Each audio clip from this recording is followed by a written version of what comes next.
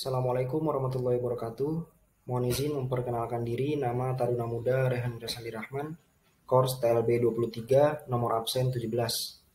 Pada video kali ini, saya akan menjelaskan tentang sistem pelumasan mesin penggerak utama. Apa itu sistem pelumasan?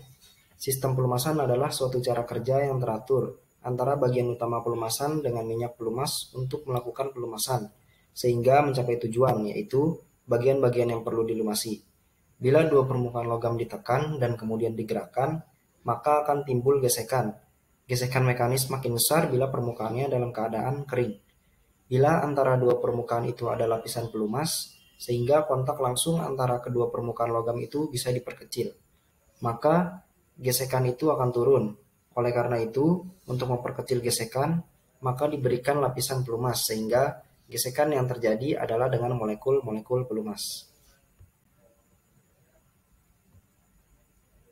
Apakah sistem pada mesin diesel dan bensin sama?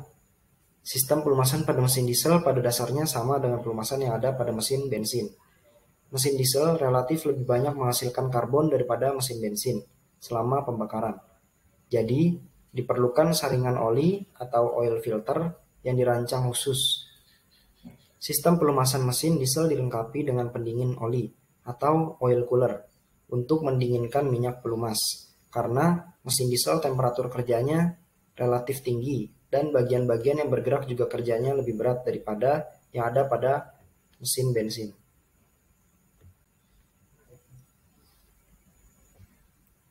Apa saja macam sistem pelumas? Sebagai salah satu cara untuk menjaga komponen mesin dari kerusakan, sistem pelumasan memiliki beberapa jenis tergantung dari kebutuhan mesin yang akan diberikan perlakuan pelumasan.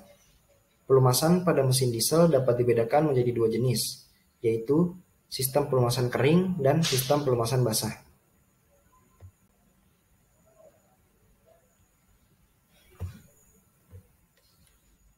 Sistem pelumasan kering adalah sistem pelumasan di mana tangki oli ditempatkan di luar mesin, sehingga ruangan bak engkol selalu kering. Sistem ini sudah sangat jarang sekali digunakan pada kendaraan bermotor. Kebanyakan saat ini menggunakan sistem pelumasan yang basah. Minyak pelumas yang jatuh ke dalam sump selanjutnya dialirkan dengan pompa melalui sebuah filter dan dikembalikan lagi ke dalam tangki suplai yang terletak di luar daripada motor tersebut. Pompa ini mempunyai kapasitas yang besar sehingga dapat mengosongkan sekali sumpnya. Pada umumnya, dengan sistem ini dipergunakan sebuah oil cooler, baik yang menggunakan air atau udara sebagai media pendinginan untuk keperluan pendinginan dari minyak pelumas.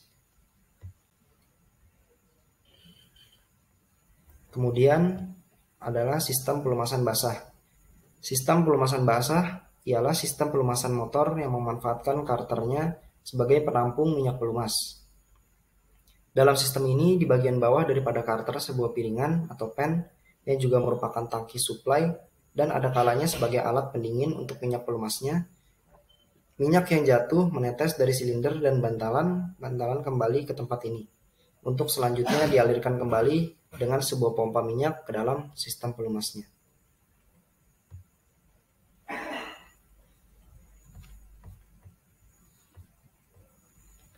Sebagai salah satu cara untuk menjaga komponen mesin dari kerusakan, sistem pelumasan basah dibagi menjadi beberapa jenis, tergantung dari kebutuhan mesin yang akan diberikan pelumasan.